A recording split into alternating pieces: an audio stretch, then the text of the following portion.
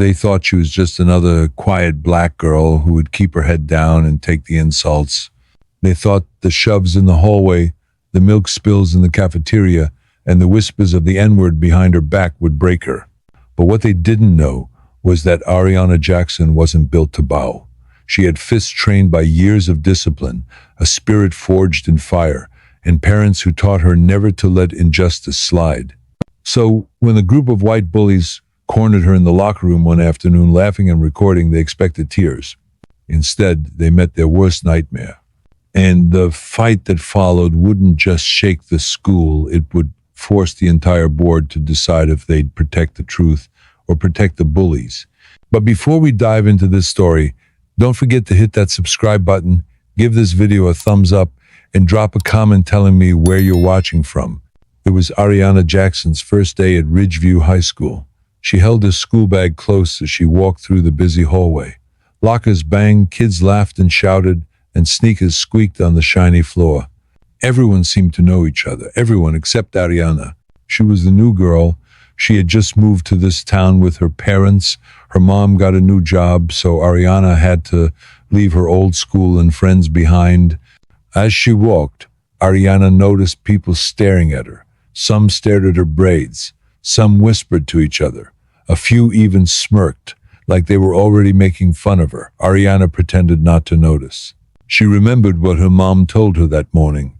Be polite, stay calm, and don't start trouble. In her first two classes, nothing too bad happened, just little things that didn't feel right. A tall boy accidentally bumped into her so hard she almost dropped her books. Someone stuck chewing gum under the chair she was about to sit on. Two girls giggled and said, "Nice hair," but their voices didn't sound friendly. When lunchtime came, Ariana stood in the cafeteria doorway. All the tables were full of groups who already knew each other. She didn't know where to sit. Then she saw a girl about her age sitting alone in the back. Ariana walked over. "Hi, can I sit here?" The girl nodded, "Sure."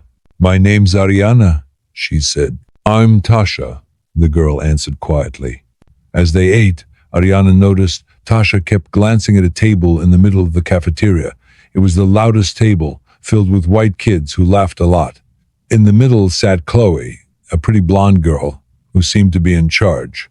She had a shiny phone and perfect hair. "Who's that?" Ariana asked. "That's Chloe," Tasha said. "She's not nice, especially to kids like us." "Kids like us?" Ariana asked. Before Tasha could answer, Ariana saw what she meant. Another black boy walked past Chloe's table.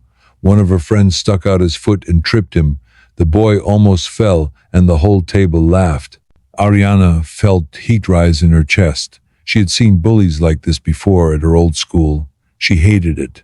She wanted to say something, but she remembered her dad's words. "Pick your battles, Ari. Not every fight needs your fists." Still, as she looked across the room, she saw Chloe staring right back at her. Chloe smiled, but it wasn't a friendly smile. It was the kind of smile that said trouble was coming. Ariana didn't know when it would happen, but she could tell one thing already. Chloe was going to test her, and Ariana was ready.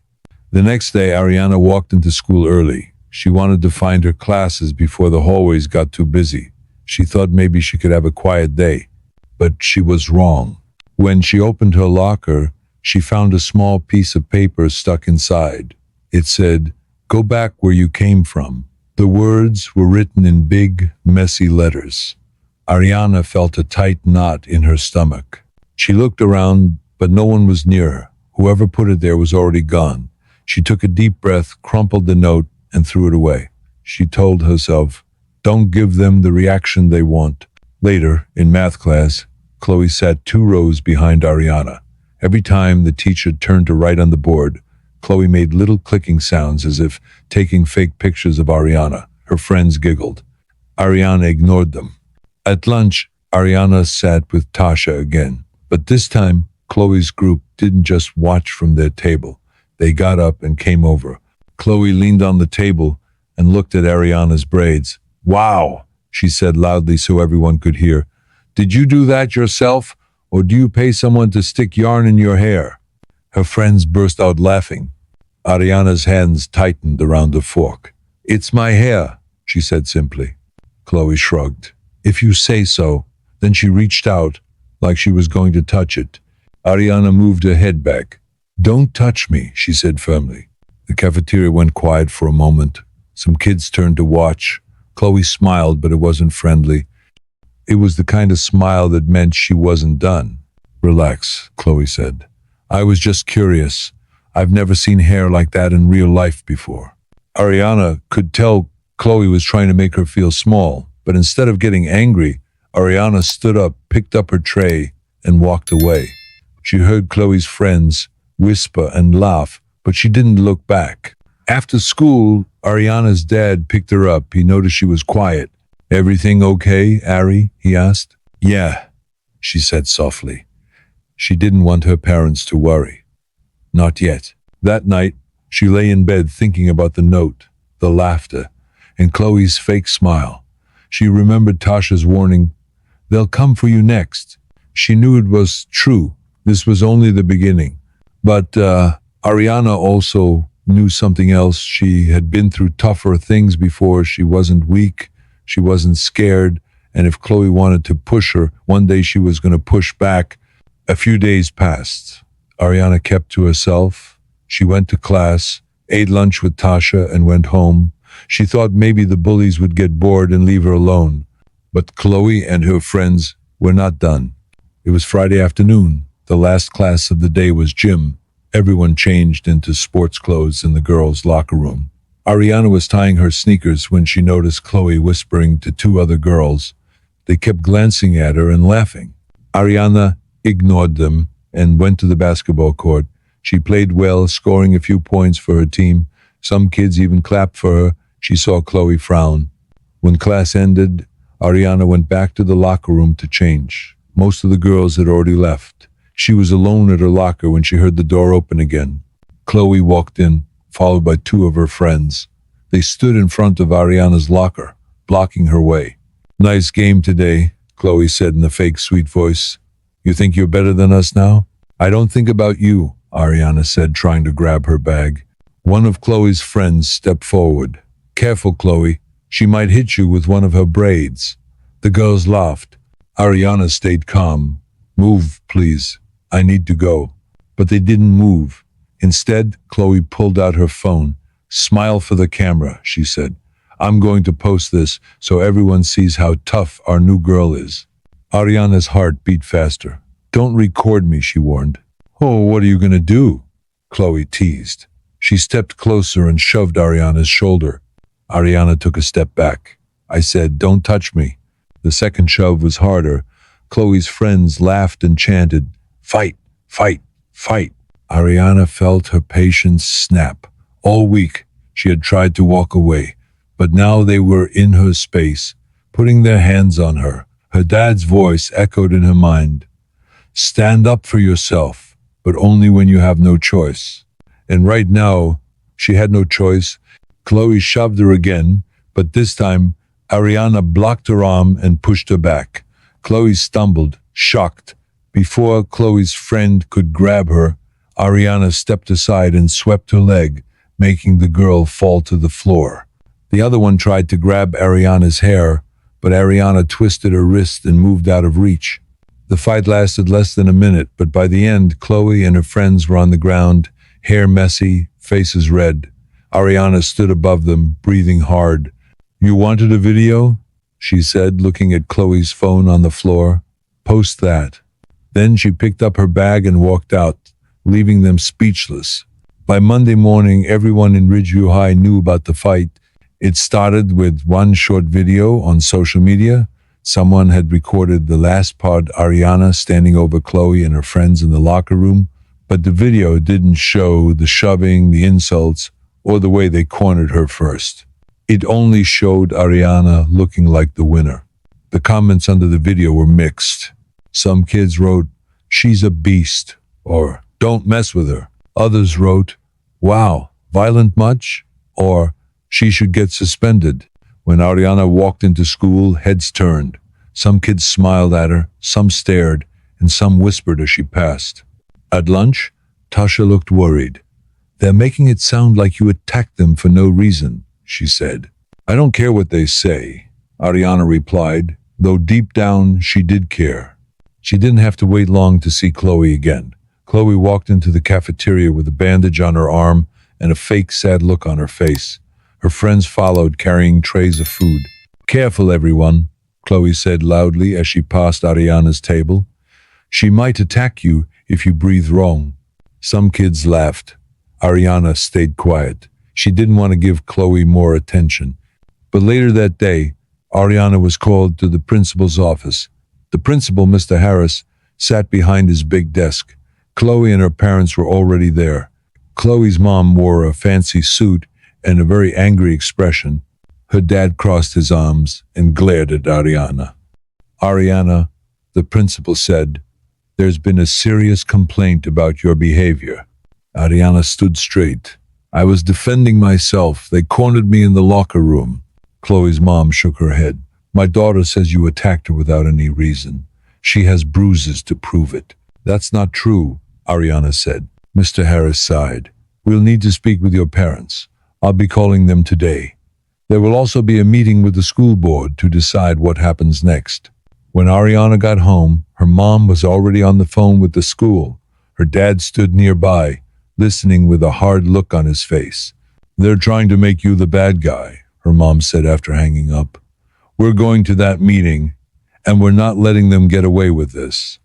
Ariana felt a mix of fear and relief. She didn't like trouble, but she knew she had her parents behind her now. And something told her this fight was far from over. The day of the school board meeting came fast. Ariana woke up early, her stomach tight and nervous. Her mom wore a smart blazer, her face calm but serious. Her dad wore a neat shirt, standing tall like a soldier ready for battle. When they walked into the school office, Chloe and her parents were already there. Chloe wore a long-sleeved sweater to hide her arm. Her mom sat with her legs crossed, looking like she owned the place. Her dad leaned back in his chair, smirking. The school board sat at the long table. Mr. Harris, the principal, sat in the middle. Thank you all for coming, Mr. Harris began. We are here to discuss the fight that took place in the girls' locker room. Right away, Chloe's mom spoke. My daughter was attacked by this new student. She's been hurt physically and emotionally. We demand Ariana be suspended. That's not true, Ariana's mom said firmly. My daughter was defending herself after days of bullying. One of the board members, a tall man with glasses, leaned forward. Do you have proof of this bullying? Chloe's dad cut in. You don't need proof to see what kind of girl she is. She's aggressive, probably learned it at home. Ariana's dad's voice was calm but strong. Watch your words. We teach our daughter respect and discipline. She doesn't start fights, but she knows how to end them when attacked. The room went quiet for a moment. Then Chloe spoke softly, pretending to be hurt. I was only trying to be nice. She just snapped. Ariana's mom looked right at her. Do you deny calling her names? Do you deny shoving her? Chloe's eyes shifted. Don't remember. That's when the door opened. Tasha walked in, holding her phone. I remember, she said, her voice shaking a little. Mr. Harris frowned. And you are? Tasha, I saw what happened. And I have a video. Gasps filled the room. Ariana's heart pounded. Tasha played the video. It showed Chloe and her friends surrounding Ariana, shoving her and calling her names. Then it showed Ariana finally fighting back. The board members leaned forward, whispering to each other. Chloe's mom's face went pale. Her dad shifted uncomfortably in his seat. Mr. Harris cleared his throat. This changes things. We will need to review this carefully before making a decision. Ariana's dad glanced at her and gave a small nod. The truth was finally coming to light. The meeting room stayed quiet for a few seconds after Tasha's video ended. Everyone had just seen the truth. Chloe and her friends were the ones who started the fight. One of the board members, Mrs. Collins, cleared her throat. It seems clear that Ariana acted in self-defense. Ariana felt a small wave of relief, but Chloe's mom wasn't ready to give up. She leaned forward. That video doesn't show everything. We still don't know what Ariana said or did before the recording started. She could have provoked them. That's ridiculous, Ariana's mom said sharply. You saw your daughter shove her. Chloe's dad smirked. Kids can be sneaky. Maybe this new girl wanted trouble. We can't have students like that in Ridgeview High. Ariana's dad's voice was calm but strong. Our daughter came here for an education, not to be bullied because of her skin color. And we will not allow you to twist this story to protect the real troublemakers. Some of the board members shifted uncomfortably. They didn't like hearing the word bullying or skin color. That's when Chloe's mom pulled out a small folder. We also have written statements from other students saying Ariana's aggressive in class. Ariana's eyes widened. That's not true. Her mom frowned. And these statements, who are they from? Chloe's mom smiled. Friends of my daughter, students who were there. Tasha spoke up quickly. Her friends? That's not fair. They're lying to protect her. The board members started talking quietly among themselves. Ariana could feel her heart racing. What if they believed those fake statements? Then Ariana's dad stood up. Enough. This is a school, not a courtroom where the truth is decided by popularity. You have a real video that shows exactly what happened. You have a witness who came here risking being targeted herself to tell the truth. Are you going to ignore that because a few kids wrote lies on paper? The room went silent again. Mrs. Collins looked at Mr. Harris. We need to be very careful here. If we punish Ariana after seeing this evidence, it will send a terrible message to every student who is bullied. Mr. Harris nodded slowly. We will review this further before making a final decision. For now, Ariana is not suspended. Chloe's face turned red. Her mom started to protest, but the meeting was over. The board had spoken. As Ariana walked out with her parents and Tasha, she felt the tightness in her chest loosen just a little. But she also knew Chloe wouldn't forget what happened today. And Ariana was ready for whatever came next. 2 days later, Ariana walked back into the boardroom. This time she felt different, not powerless, not scared, but ready. Her parents sat on either side of her, and Tasha gave her an encouraging nod from across the room. The board members looked serious. Mr. Harris cleared his throat. After reviewing all the evidence, including the video and witness statements, we have reached a decision. Chloe sat a few seats away, her arms crossed and her chin raised, as if she already knew she'd get away with it. Her friends sat behind her, whispering and smirking. Mr. Harris continued. Ariana Johnson will face no disciplinary action. The investigation confirms she was the victim of harassment and acted in self-defense. Ariana felt her heart leap. She'd known the truth, but hearing it out loud still made her eyes sting with relief.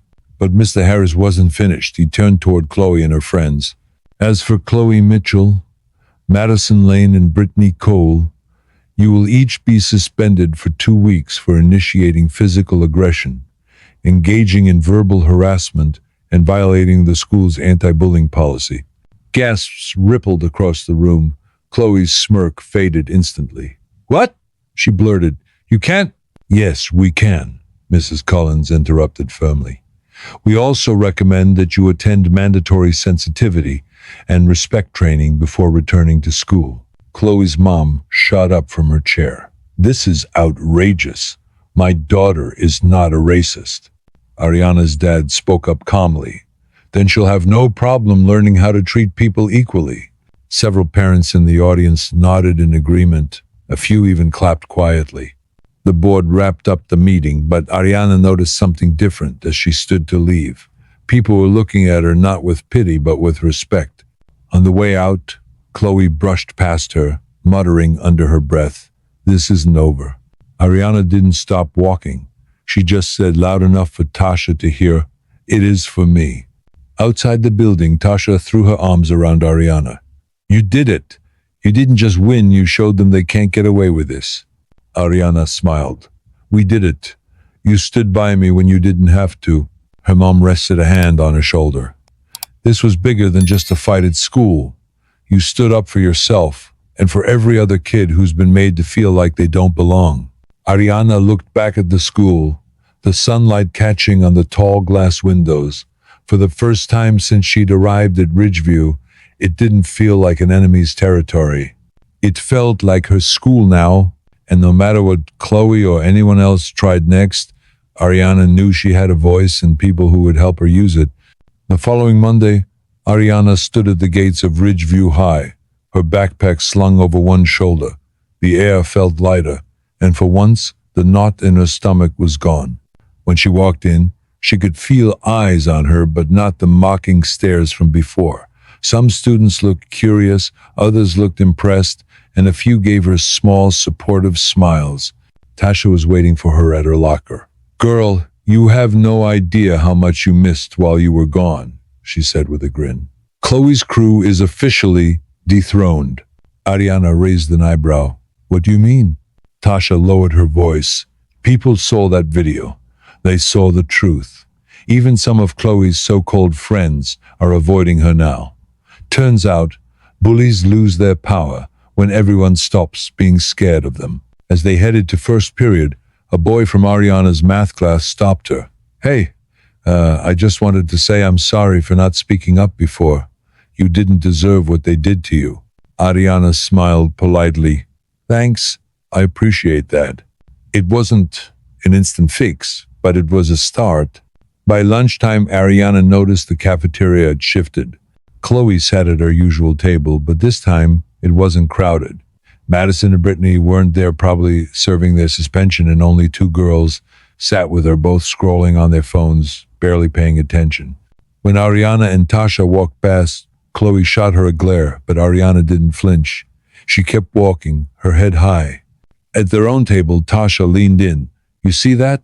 That's the look of someone who can't stand the fact that you didn't break." Ariana chuckled softly. "I'm done giving her my energy." Later in the day, Mrs. Thompson, Ariana's history teacher, asked her to stay after class. "Ariana, I just want to tell you, I'm proud of you. What you went through was wrong, but you handled it with strength and dignity. Don't ever let anyone make you feel small."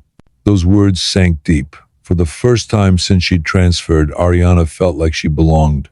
After school, she and Tasha walked home together. The sun was setting, painting the sky with streaks of orange and pink. "You know," Ariana said, "this wasn't just about me. It's about every other kid who feels like they can't speak up." Tasha nodded. "And you showed them they can." As they reached Ariana's street, she smiled. The fear was gone, the shame was gone, and in its place was something stronger, the knowledge that no matter what came next, she had already proven she could stand her ground. That evening, Ariana sat at her desk, the soft glow of her study lamp spilling across her notebook.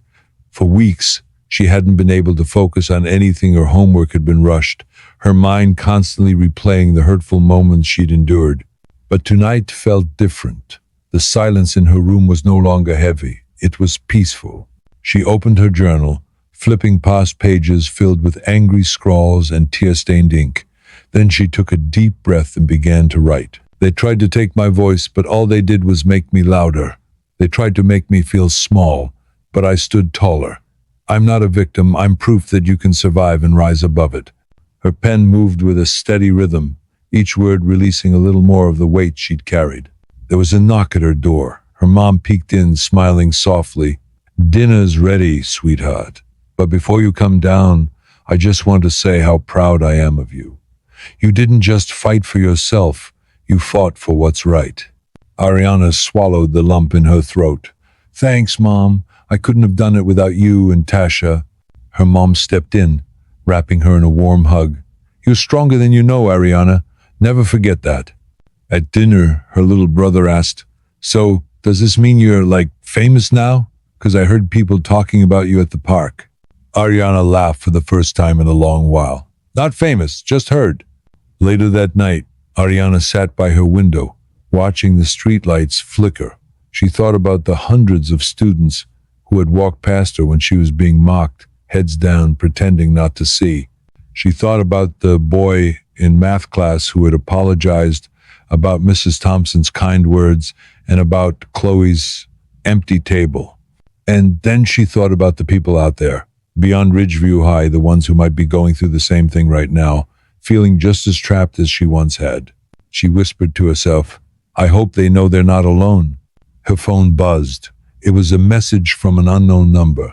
"Hey, I just want you to know, you inspired me to stand up to someone who's been bullying me for months.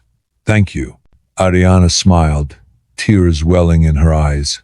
The battle had been ugly, but something beautiful had come from it.